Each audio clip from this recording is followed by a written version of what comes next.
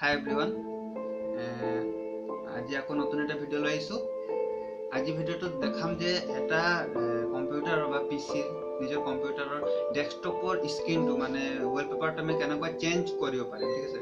তো ইয়াৰে মই দুটা পদ্ধতিৰে চেঞ্জ কৰি দেখাম আৰু লগতে দেখাম স্ক্ৰীন চেভাৰত যেনেকুৱা কিছুমানৰ নাম এনেকুৱা ওলাই থাকে, গৈ থাকে, এফালে এফালে গৈ, তো এইবিলাক কেনেকুৱা কৰিব পাৰিম। তো সেইটোৱে মই ষ্টেপ বাই ষ্টেপ কৰি দেখাম। তো ভিডিঅ'টো আগলৈ চাই থাকিব আৰু যদি মোৰ চেনেলটো নতুনকৈ আহিছে তেতিয়াহ'লে চেনেলটো ছাবস্ক্ৰাইব কৰি দিয়ক ফৰ ছাপোৰ্টৰ কাৰণে, ঠিক আছে। তো মই ভিডিঅ'টো আৰম্ভ কৰিম।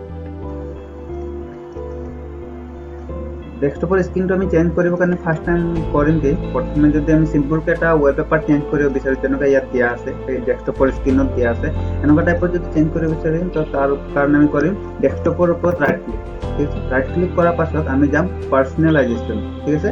তো যাম পাৰ্চনেলাইজেশ্যনত ধৰোঁ, ঠিক আছে। তাৰপিছত পাৰ্চনেলাইজেশ্যন ক্লিক কৰাৰ লগে লগে এনেকুৱা এটা ফল্ডাৰ অপেন হৈ যাব, য'ত নেকি আমি ইয়াৰ ডেস্কটপৰ কিছুমান ছবি চাই পাম, ঠিক আছে, ফটো। তো এইবিলাক আমি ইয়াৰে যিকোনো এটা ল'ব পাৰিম, ঠিক আছে। ল'বৰ কাৰণে ইয়াত বহুত আছে, যিকোনো এটা আমি যদি ক্লিক কৰি দিম তো সেইটো ছেট হৈ যায়। ছাপ'জ মই এইটো ফাৰ্ৰীটো ছেট ক্লিক কৰি দিছোঁ, ফাৰ্ৰীটো ক্লিক কৰাৰ লগে লগে মোৰ ডেস্কটপৰ স্ক্ৰীন যোনটো আছিলে সেইটো চেঞ্জ হৈ গ'ল, চাব পাৰি। আগত যোনটো ডেস্কটপ স্ক্ৰীন আছিলে, ৱালপেপাৰৰ ফটো আছিলে, সেইটো এতিয়া চেঞ্জ হৈ বেলেগ এটা হৈ গ'ল, ঠিক আছে। তো ইমান সহজতে আমি কৰিব পাৰিম, ঠিক আছে। ইয়াৰে যিকোনো এটা আমি ল'ব পাৰিম, ছাপ'জ মই এইটো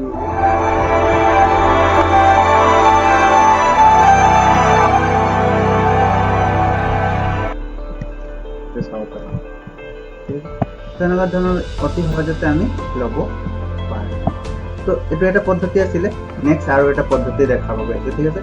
তো আৰু এটা পদ্ধতি কেনেকুৱা আমি কৰিব পাৰিম, ছাপ'জ নিজৰ ফটো আমি ডেস্কটপত থ'ব বিচাৰোঁ, ঠিক আছে। তো নিজৰ ফটো আমি কেনেকুৱা ডেস্কটপত থ'ব পাৰিম, তো তাৰ ষ্টেপ বাই ষ্টেপ কৰি দেখাইছোঁ, ভিডিঅ'টো চাই দিম।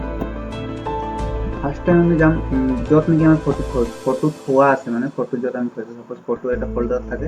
তো মোৰ ইয়াত কোনটো ফল্ডাৰত চবৰ বেলেগ বেলেগ জেগাত থাকিব পাৰে, সেইটো নিজৰ ফটোটো প্ৰথমে য'ত আছে তাৰ পৰা গৈ চিলেক্ট কৰি দিব, ঠিক আছে।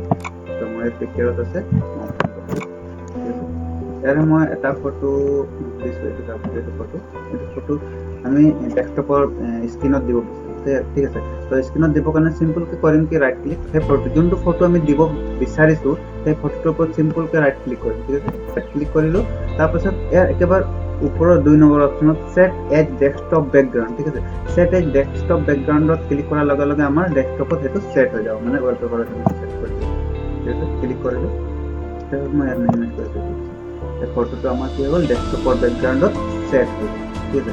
তো এই ফটোটো ইয়াত বহুত ভাগ টাইপৰ আমি ছেট কৰিব পাৰিম আৰু কৰিব পাৰি। ইয়াৰ কাৰণে আমি প্ৰথমে কি কৰিম, যদি মই চিম্পল মাজত থ'ব বিচাৰোঁ, গোটেই স্ক্ৰীনটো থ'ব নিবিচাৰোঁ, তেতিয়াহ'লে ইয়াৰ ওপৰত ৰাইট ক্লিক কৰিম, আকৌ পাৰ্চনেলাইজেশ্যনত যাম। পাৰ্চনেলাইজেশ্যন যোৱাৰ পাছত ইয়াত ডেস্কটপ বেকগ্ৰাউণ্ড অপশ্যন এটা আছে, তাত ক্লিক কৰিম, ডেস্কটপ বেকগ্ৰাউণ্ড, ঠিক আছে। ডেস্কটপ বেকগ্ৰাউণ্ড ক্লিক কৰিলোঁ, ক্লিক কৰাৰ পাছত ইয়াত যিমান মোৰ ফল্ডাৰটোত ফটো আছিলে গোটেইখিনি আহি গ'ল। ইয়াৰে মই এটা টিক কৰি থৈছোঁ, টিক হৈ থাকিব, ঠিক আছে, কাৰণ মই এটাই ছেট কৰিছোঁ। তো ইয়াতে তলত অলপ তলত আমি যদি যাম, ইয়াত ফিল অপশ্যন আছে, ইয়াত আমি ফিট কৰিব পাৰিম, ষ্ট্ৰেট কৰিব পাৰিম, ফিল কৰিব পাৰিম, চেণ্টাৰ, ইয়াত যিকোনো এটা ল'ব পাৰিম। এতিয়া ফিল হৈ আছে মানে গোটেইটো শ্ব' হৈ আছে, যদি ফিট কৰিম তেতিয়াহ'লে ই আধাকৈ আহিব, মানে কম্পিউটাৰ স্ক্ৰীনটো দেখি পাব আধাকৈ, ঠিক আছে। যদি চেণ্টাৰ কৰি দিওঁ তেতিয়াহ'লে মাজত আহিব, চেণ্টাৰ কৰিলোঁ মাজত, মানে মোৰ ফটোটো বহুত ডাঙৰ আছে, সেইটো কাৰণে গোটেই পেজটো আহি গ'ল। তো বেলেগ বেলেগ ফটো বেলেগ বেলেগ চাইজত থাকে, ঠিক আছে। তো ফিট কৰি দিছোঁ, তেনেকুৱা ধৰণৰ আমি বেকগ্ৰাউণ্ড, তাৰপাছত এইটো ছেভ চেঞ্জ কৰি দিয়াৰ পিছত ই ছেভ হৈ যাব। তেনেকুৱা কৰি আমি ফটোৰ বেকগ্ৰাউণ্ডটো চেঞ্জ কৰিব পাৰিম কম্পিউটাৰৰ বা লেপটপৰ, ঠিক আছে। নেক্সট একেলগতে মই দেখাব যাম এতিয়া যে কেনেকুৱা মই স্ক্ৰীন ছেভাৰ থ'ব পাৰিম। যেনেকুৱা মোৰ স্ক্ৰীনত মোৰ নামটো লিখি দিলোঁ, এইটো অলপ দেৰি পাছত নিজে শ্ব' হৈ থাকিব, ঠিক আছে। তো স্ক্ৰীন ছেভাৰ মই কৰিবৰ কাৰণে কি কৰিম, একেই ছেম ডেস্কটপৰ নিচিনাই কৰিম, ডেস্কটপ চেঞ্জ কৰাৰ নিচিনা কৰিম। ফাৰ্ষ্ট যাম, ৰাইট ক্লিক কৰিম, তাৰপিছত যাম পাৰ্চনেলাইজেশ্যন, তাৰ পাছত ইয়াত স্ক্ৰীন ছেভাৰ বুলি এটা অপশ্যন আছে, স্ক্ৰীন ছেভাৰত ক্লিক কৰিম। স্ক্ৰীন ছেভাৰত ক্লিক কৰাৰ পাছত ইয়াত এটা নন অপশ্যন থাকিব, নন অপশ্যনত ক্লিক কৰিম আৰু ইয়াত 3D টেক্সট কৰিম, 3D টেক্সট কৰিলোঁ। 3D টেক্সট কৰাৰ পাছত ইয়াত ছেটিঙত যাম, ছেটিঙত যোৱাৰ পাছত ইয়াত নাম লিখা আছে, কিন্তু এইটো চেঞ্জ কৰিম, নিজৰ নাম যিকোনো এটা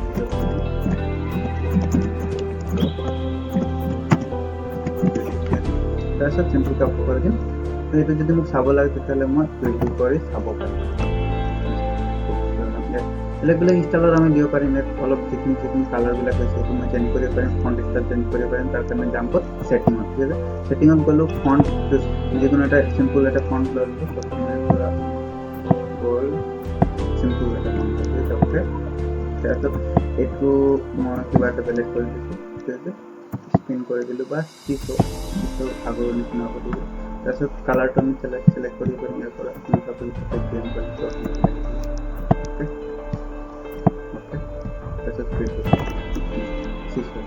মানে সাগৰৰ নিচিনা কৰিছে। তো অতি সহজতে আমি কি কৰিব পাৰিম, স্ক্ৰীন সেভাৰো চেঞ্জ কৰিব পাৰিম কম্পিউটাৰত, ঠিক আছে। তো আজিৰ ভিডিঅ'টো ইমানতে শেষ কৰিছোঁ। নেক্সট আৰু এটা ভিডিঅ'ত লগ পাম।